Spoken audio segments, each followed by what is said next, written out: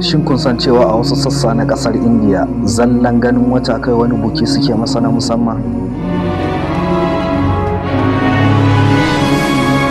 Assalamu alaikum, barkanku da rana ta farko a cikin jerin shirye-shiryenmu na al'adun musulmin duniya. A ƙasar Indiya musamman a birane irin su Bhopal akwai al'adan da ake kira da Chandrat, wato daren ganin wata.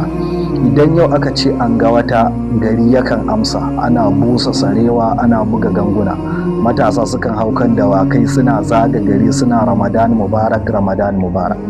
Mata ma ba a bar su a baya ba, maimakon su zauna a gida sukan tafi kasuwanni a je a yi sayayya na su warwaro na su lalle. A takaice dai wannan dare kusan buki ake yi na musamman kamar daren sallah. Mu a ta nan ƙasar Hausa yawanci muna murnan ganin watan Ramadan ne ta hanyar tashe. Duk da dai wasu shaƙiyan matasa sai da suka ƙaro mana wata sabuwar bid'a ta Ramadan basket. Banda al'adar tashe, idan akwai wani al'ada da ka sani wanda malam Bahaushe yake yayin ganin watan Ramadan, muna buƙatar a rubuta mana a comment section. Sannan ku biyo mu gobe domin jin yadda Larabawa suke ibba. Firmilange, sai mun sake haɗuwa. Assalamu alaikum.